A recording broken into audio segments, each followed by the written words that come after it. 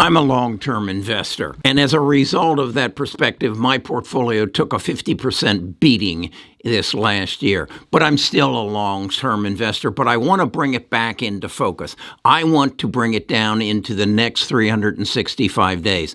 And I want to ask the question, how will tech change my life in the next 365 days? And how can I put my dollars to work to take advantage of it? Who are exactly the companies that are going to make my life so different in the next 365 days? And I think I know where the opportunities are, partially because the companies that are going to change you and I's lives are beaten down severely, and history tells me they will come back, and then I substantiate it with what I know they're about to present to us. Let's dig into this. Best of Us Investors presents Carrie Griegmeyer.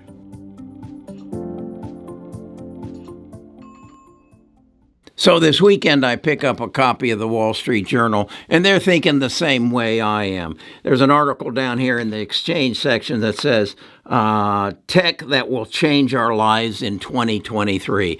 I encourage you to get the article and read it because it gives you an insight as to what big tech is thinking about and the direction they're going in. There's a lot of talk about something that was announced just in November of this year, a company by the name of OpenAI. And they talk about their AI as being natural language progressing. And are processing. And what it basically does is it gives you the ability to type in something. Let's assume you're a college student and you got a thesis to write, and you write in the thesis title, and it blurts back to you an article that would be appropriate for what you ask. And then you can dig deeper and ask further and ask further. And literally, you could write a book by using this AI. I've used it. I find it fascinating. It has another element of it called DALL-E 2, kind of named after Salvador Dali. And you ask it to generate you a picture, and you can be very detailed about it. It will generate you a JPEG picture. So these are the adaptations of artificial intelligence that this article is talking about. So I dig in deeper and I said, who's behind this OpenAI and DALL-E 2? It's Microsoft. Microsoft is funding the whole thing. They are intending to incorporate it into their Bing search. I'm not quite sure exactly how, but I think, and then it goes on to say that Google is doing the same thing. So in essence, what I'm thinking is that I'll go on to Bing or I'll go on to Google and I'll ask a question, and it will give me the customary choices, and then I'll have a little box under there, and it will say, would you like some more detail? Would you like a picture relative to it? This is where I think Google search and Bing search is going. And again, who is going to drive it?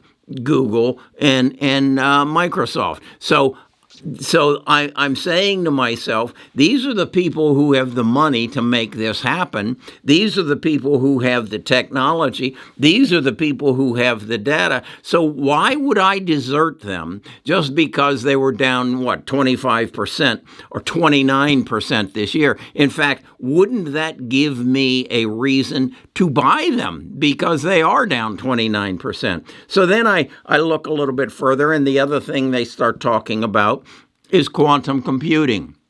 I've talked about quantum computing. My understanding of it is it takes the current computing ability and makes it obsolete. I read an interesting article that said that to give you a comparison as to what quantum computing is going to be like relative to our current computing ability.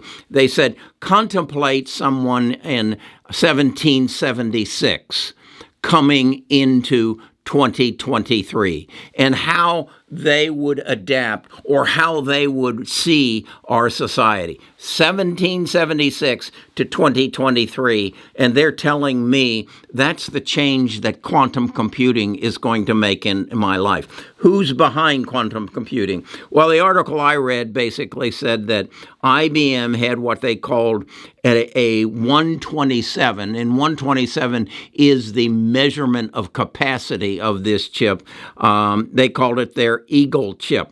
Over the past year, IBM has upgraded that to a 433 qubit chip. So in other words, they've increased its capability by 3.5 fold in 1 year. Something just as a side note, IBM stock is up 20% since October. Okay? Look at how other stocks have done in the same period of time. That might be one you want to put on your watch list. Okay, so quantum computing is the companies that are the future that we're going to be dealing with. IBM is a major player. Another major player in that is a company by the name of Sandbox. Sandbox makes the software that is going to adapt to this hyperbolic computing known as quantum computing. And guess who financed and built and has spun off a Sandbox? You only have 5 companies to choose from, and Google is the right answer on that question. So here I see that quantum computing is going to change my life from if I was in 1776 stepping into 2023, and IBM's behind it, and Google is writing the software. So do I think I might want to invest in Google, having it be down 29% from where it's high? I think so, because I think I'll probably get that 29% back plus a bonus on top of it for having the foresight to say, these are the richest companies in the world. I think that's where I want to put my money. So then I go back a little bit further, and I go back to July. And in July, there was an announcement by a company by the name of DeepMind. I've talked about DeepMind before. They're a London-based company that was bought up by Google. Yes, Google, several years ago. And what they've done is what would you say? They've categorized the proteins that are in our body. If you know anything about your body, proteins are what makes it work. And at the first of this year, they had 1 million proteins categorized. In other words, how this protein reacts to that protein. They had 1 million of them done at the start of 2022. In July, they announced that through the AI that Google has supplied them with, they took that from 1 million to 214 million. That's all the proteins in our body. What does that mean? That means that if you get a virus and it is in the form of a protein, and you ask yourself, how do we conquer that virus? Google AI's DeepMind just gave you the formula. So in order to find a antibody for a virus or a disease in the past would have taken 7 months. Now it might take 7 minutes. That's driven by artificial intelligence. That's driven by DeepMind. And again, the name behind DeepMind is Google. Okay, so then the next thing they talk about is virtual reality and augmented reality. And what that's all about is headsets. Now, there's one company that owns that market. It's called the Quest Pro, and it's made by Meta. Okay. Now, Apple is coming out with a mixed reality headset. So now we got 2 of the tech companies that are beaten down 25% and for Apple, and Meta down 65%. And they're going to control the the virtual reality and the augmented reality. Not some kid in his garage or not some new startup, but these are the people, guess what? These are the people who have the money. These are the people who have the talented engineers. So why wouldn't I want my money in them? Why wouldn't I say there's a better chance over the next 365 days that Apple and Google will make strides in augmented and virtual reality better than anybody else? Why wouldn't I say if in the open AI field, what is it called, natural language processing, in that field, why wouldn't I invest in Microsoft and Google, who are leading in that field? So let's go on. What's the next thing? The next thing they talked about was TikTok. And they talked about TikTok in relevance to China and how we, over the last year, have recognized that we can't depend upon China, that China is not an ally, it's an adversary, and that we have put ourselves in all kinds of jeopardy, whether it be national security or product dependence on China over the last 40 years, and we've got to change that. So how is that going to affect my investments in the future? Well, here again, if TikTok goes out of business, I just saw Arkansas banned it. Nita told me that Alabama, state I live in, has banned TikTok from any governmental uses or government employees that have access to government activity can't have it on their computer. So if TikTok is going to be pushed out, which if again we are putting bans on China, that's a distinct possibility. Who's going to benefit from that? I would guess, from my understanding, and I think I have a pretty deep understanding of it, it's going to be Instagram. Who owns Instagram? That old company that used to be called Facebook that's now called Meta. So they're down 65%. Might I throw a coin or two towards Facebook? Yeah, I think so. And if you watch my prior video of when do I buy back in, you know when I believe we should buy back in. You can go find that video. I'm not going to repeat it. So if we're moving away from China, and China was going to be a major producer of electric vehicles, because they were probably going to do what to our automobile industry the same thing that Toyota and Nissan and what was the other Honda did in the 70s. They changed the price point, the entry price point on automobiles by manufacturing them in Japan and shipping them to the United States. Just as a side note, as they shipped them to the United States, they didn't change the paint. And so when those cars arrived over here in the United States, they would run forever.